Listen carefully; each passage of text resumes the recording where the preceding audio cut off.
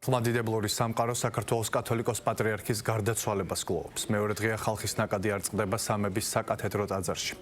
მომლოცველები პატრიარქისთვის პატივის მისაგებად სამებაში 24 საათის განმავლობაში მიდიან. შეგახსენებთ, რომ ილია მეორე 17 მარტს 93 წლის ასაკში გარდაიცვალა. თათია ტაბიშაძე გვერდდება პირდაპირ ეთერში სამების საკათედრო ტაძრიდან. თათია, გისმენთ.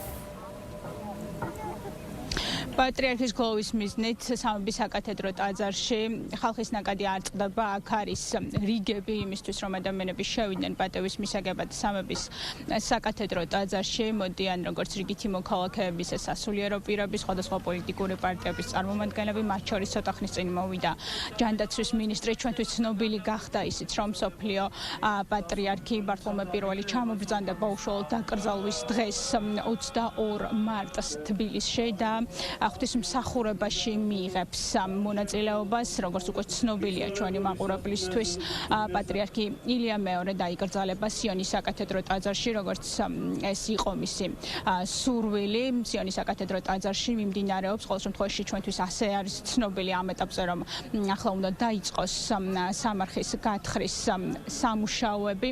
რაც შეეხება სხვა დეტალებს, შექმნილია ორი კომისია, სასულიერო და სამთავრობო შემადგენლობით და ეტაპობრივად ხდება ჩვენთვის დეტალები ცნობილი. აქ, როგორც უკვე გითხარით, უწყოთ რეჟიმში მოდის მრევლი, რომლებიც თვალცრემლიანი არტოვებენ ტერიტორიას, მათ ჩვენთან უჭირთ საუბარი პატრიარქზე, როგორც წარსულ ფორმაში. ისინი ამბობენ, რომ ილია მეორე იყო არა მხოლოდ მათი სულიერი მამა, არამედ იყო ადამიანი, რომელიც ზრუნავდა ეროვნული ინტერესების დაცვაზე და ამ მიმართულებით იხსენებენ არაერთ მნიშვნელოვან თარიღს. ისინი ამბობენ, რომ 49 წლიანი ეპოქა შექმნა ილია მეორემ და გაატარა არა მხოლოდ უბრალოდ სასულიერო თუ რელიგიური რეფორმები, არამედ ისტორიის ყველა მონაკვეთში მნიშვნელოვანი თარიღის დროს იდგა ადამიანების გვერდით. ამ მიმართულებით გაიხსენეს 1999 წლის 9 aprili, როდესაც სანუგეშოდ მივიდა ილია მეორე პარლამენტის წინ შეკრებილ საზოგადოებასთან. იხსენებენ 2008 წლის აგვისტოს ომსაც, როდესაც მცხადრების გადმოსვენება ომის ზონიდან მოხდა სწორედ პატრიარქი ილია მეორის დამსახურებით, როდესაც ის თავად შევიდა ომის ზონაში. ბევრი სათქმელი აქვს მრევლს უწმინდეს და უნეტარესთან დაკავშირებით, თუმცა ხშირ შემთხვევაში მათ უჭირთ ყველაფრის გახსენება. ცრემლების მომგვრელია მათთვის წარსულ ფორმაში, როგორც უკვე გითხარით, პატრიარქზე საუბარი. ისინი ამბობენ, რომ ილია მეორის თითოეული სიტყვა იქნებოდა ეს წერილობით თუ ზეპირ სიტყვიერი, ემსახურებოდა მხოლოდ სიყვარულის გავრცელებას, მოუწოდებდა საზოგადოებას ერთმანეთის მიმტევებლობისკენ და სიკეთის გაკეთებისკენ და ახლა უკვე აქ მოსული საზოგადოება ერთმანეთს მოუწოდებს, რომ გაიაზრონ და უკვე პრაქტიკაში გამოიყენონ ილია მეორის მიერ დატოვებული ზეპირსიტყვიერი ანდერძი, რომ მათ უყვარდეთ ერთმანეთი და რომ ჩატეხილი ხიდები აღადგინონ. განსაკუთრებულად ახალგაზრდებისთვის ძალიან მძიმეა, იმიტომ რომ ჩვენ არ გვახსოვს დრო, როდესაც პატრიარქი არ იყო. ჩვენ ეხლა ვსწავლობთ ცხოვრებას და ძალიან შიშის მომგვრელია. დარწმუნებული ვარ, ჩვენი ეკლესია ამ ტრაგედიასაც ღირსეულად გადაიტანს, მაგრამ ჩვენთვის ძალიან მძიმეა. პირადად ჩემთვის ძალიან მტკივნეულია, რადგან იყო ჩვენთვის როგორც მამა, ზეციური და არ ვიცი, სულიერად და ვფიქრობ, რომ იმ ქვეყნიდან მაინც ილოცებს ჩვენთვის და რა ვიცი, ძალიან დიდი ადამიანი იყო და ძალიან ბევრი რამე გააკეთა საქართველოსთვის. ძალიან მნიშვნელოვანია ერთობა, ერთად დგომა, პატივისცემა, რა თქმა უნდა, ერთმანეთისადმი და ეს ყველაფერი უნდა გავითვალისწინოთ. ჩემთვის და მთელი საქართველოსთვის ძალიან ბევრ რამეს ნიშნავს. საქართველოს ბურჯი გამოეცალა. მე სულ მქონდა ესეთი შეგრძნება, რომ ის ვითარც ატლანტი ისე იყო შეყუდებული საქართველოს ზეწას და ეჭირა საქართველო და ეხლა ძალიან დიდი ბურჯი გამოეცალა საქართველოს. განცდით და სიტყვები არ მყოფნეს, ასე მგონია გულის ნაწილი ჩამომეჭრა.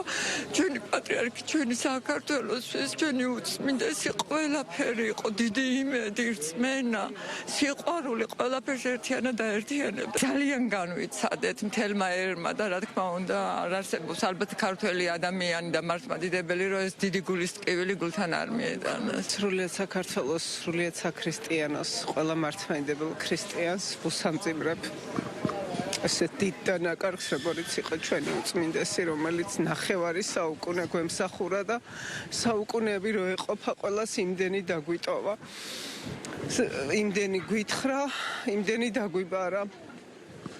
თუ ყველა ცოტა მცირეოდენ თითო რაღაცას მაინც გავითვალისწინებთ, ფიქრობთ, რომ ყველა შევიცვლებით და ყველასთვის უკეთესი იქნება და მისი სული ზეცაში იხარებს, იქიდან დაგლოცავს და გვაკურთხებს ყოველთვის, როგორებიც არ უნდა ვიყოთ, თუმცა ჩვენი პატივისცემა ის იქნება, რომ მისი თითო ნათქვამი, სიტყვა მაინც ყველამ რო თითო რაღაც გავითვალისწინოთ, ალბათ ყველაზე მეტად ამით გავახარებთ.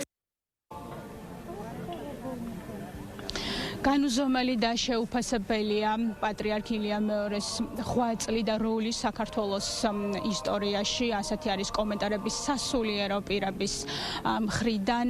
ისინი იხსენებენ იმ მნიშვნელოვან მიღწევებს და გადაწყვეტილებებს, რომელიც უკავშირდება სწორედ ილია მეორის სახელს. დღეს მთავარ მიღწევებად დაასახელეს მაგალითად 1990 წელს ქართული ეკლესიისათვის კვლავ დამოუკიდებლობის, ანუ რელიგიური ტერმინოლოგიით ავტოკეფალიის სტატუსის აღდგენა, რომელიც 2 საუკუნის განმავლობაში ჰქონდა ჩამორთმეული ქართულ ეკლესიას მაშინდელი რუსეთის მხრიდან და მიაღწია ილია მეორემ, რომ მსოფლიო პატრიარქი დაერწმუნებინა და 1990 წელს პრაქტიკულად 21 საუკუნის მიჯნაზე უკვე ქართულმა ეკლესიამ კვლავ მოიპოვა დამოუკიდებლობა. აგრეთვე მთავარ მიღწევად ასახელებენ სიკვდილით დასჯის გაუქმებას, რომელშიც სასულიერო პირების თქმით იყო ძალიან დიდი როლი ილია მეორესი და აგრეთვე საყოველთაო ნათლობას, რომლის დამსახურებით დღესდღეობით 50,000-მდე ბავშვია მონათლული. წლის განმავლობაში რამდენჯერმეც კი ტარდებოდა საყოველთაო ნათლობა.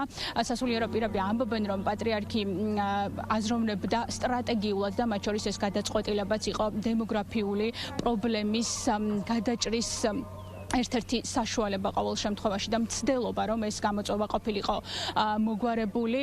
ზოგადად კი აღნიშნავენ იმ პერიოდს, როდესაც მიენიჭა პატრიარქის სტატუსი ილია მეორეს, ეს იყო 1977 წელი, როდესაც მათი თქმით სუდარა გადაფარებული ეკლესია ჩაიბარა, ანუ მძიმე მემკვიდრეობა ერგო. ეს ნიშნავს იმას, რომ პრაქტიკულად არ არსებობდა ეკლესიები, არ არსებობდა მრევლი, იყო ათეიზმი გამეფებული და იმაში, რომ საკუთარი მოვალეობა შეესრულებინა ილია მეორეს, ხელისშემშლელი ფაქტორები იყო მაშინდელი საბჭოთა რეჟიმის მხრიდან და მან მაინც ამ ყველაფრის მიუხედავად მოახერხა, რომ დღეს ეკლესიების რაოდენობა არის 1000-ობით, მრევლის რაოდენობას კი ის კადრებიც მოწმობს, რასაც უყურებს ჩვენი მაყურებელი ჩემს ზურგს უკან თუ გადაღებულ კადრებში და მოახერხა, რომ დიდი სიყვარული დაემკვიდრებინა არა მხოლოდ ღვთისადმი, არამედ მის დამიც უშუალოდ და ამიტომ ჩვენ გვახსოვს არაერთხელ ნათქვამი და გულიდან ამოსული სიტყვები დიდის თუ პატარას მხრიდან მიყვარ ხარა პატრიარქო და დღეს უკვე მას უხდიან მადლობას მისი წინამძღვრობისთვის. ტირის სრულიად საქართველო და საქართველოს მცხოვრები ყველა ადამიანი, იმიტომ ჩვენ დავკარგეთ ის დიდი მწყემსი კეთილი, რომელიც ყოველთვის ყველა ადამიანს გაჭირვების ჟამს გვერდში ედგა. თქვენ კარგად იცით 2008 წლის ომის დროსაც როგორ დაუდგა თითოეულ საქართველოში მცხოვრებს, ჯარისკაცებს და როგორ განიცდიდა ამ ყოველივეს. მისთვის ეს დიდი ტკივილი იყო და თქვენ თვისაც ძალიან დიდი ტკივილია დღეს რო ის ჩვენს გვერდით არ არის, მაგრამ გჯერა და გვწამს ის ჩვენთვის მლოცველია მარადა უკუნისამდე. მუხლმოდრეკილი იდგა უпроსტად ამ ხნის განმავლობაში და ავედრებდა საქართველოს ღმერთს, რომ გამთლენებული ყოფილიყო და გაძლიერებული და მე მჯერა უფრო ახლოს არის ღმერთთან და უფრო შეავედრებს და მოხდება მისი ოცნების ახდენა, რომ ჩვენ შევალთ აფხაზეთში და საქართველოს გამთლიანდება ნიკოფსიიდან დარუბამდე, რაც მისი ოცნება იყო და ეს აუცილებლად მოხდება. სრულიად საქართველოს კათოლიკოს პატრიარქი ილია მეორეს გახლავთ მთელი ეპოქა ჩვენი ქართული საზოგადოებისთვის და ზოგადად ქრისტიანული სამყაროსთვის. ჩვენ ქეთს ვიხრით მისი წმინდა ხსოვნის წინაშე და იმ დიდი ღვაწლის წინაშე, რომელიც მან გასწია 59 წლიანი პატრიარქობის პერიოდში, თითქმის ნახევარი საუკუნე იყო ის საჭეთყობელი ივერიის უძველესი ეკლესიისა და თქვენ ხედავთ ეკლესიის გაცოცხლების, აღორძინების და შეიძლება ითქვას, რომ ახალი სულის შთაბერვის უპრეცედენტო მაგალითს. სოციალური საქმიანობა, რომელშიც მისი ლოცვა-კურთხევით უკვე 11 წელზე მეტია მოსახურობ, თითოეული ონკოლოგიურად დაავადებულ ბავშვის ცხოვრებაში ის იყო ჩართული და აი ყველა დაავადებულ ბავშვის ისტორიას მას ყოლს ვაცნობდით. პატრიარქი იყო ყველას გულშემატკივარი, ყველას ჭირისუფალი. პატრიარქის ღვაწლის გამორჩეული ესეთი დეტალები, ერთ-ერთი ყველაზე მნიშვნელოვანი ალბათ ავტოკეფალიის ტომოსის მიღება 90 წელს კონსტანტინოპოლის საპატრიარქოდან. ის იყო ალბათ მისი მოღვაწეობის, აი აქ თუ დასრულებულიყო მისი მოღვაწეობა, ალბათ ეს იქნებოდა ერთ-ერთი უმთავრესი. ასევე ძალიან საინტერესო და მნიშვნელოვანი იმაჩნია, რომ საქართველოს ეკლესიასა და სახელმწიფოს შორის არსებული კონკორდატი, რომელიც არის მისი პატრიარქობის ერთ-ერთი დამსახურება და როგორც მე მაქვს ინფორმაცია, მას აქვს სრული შეტანილი, რომ საქართველოში აიგზალა სიკვდილით დასჯა. აი ეს მიმაჩნია, რომ ფუნდამენტური სამი საკითხი, რომელიც მის სახელს უკავშირდება და შემდეგ უკვე სხვა ბევრი ინიციატივაა და ერთ-ერთი ყველაზე ჩემთვის ძალიან საყვარელი საქმე, რომელიც მან შეიძლება ითქვას ჯერ კიდევ სიონში მოღვაწეობის დროს დააწესა, ეს იყო თითოეულ სოციალურ დაუცველ ოჯახზე ეზრუნა მრევლის წევრებს და ყველა ადამიანს, ვინც ქრისტიანად ხვიდა თავს, ქონოდა ყოველდღიური კავშირი გაჭირებულ ადამიანთან.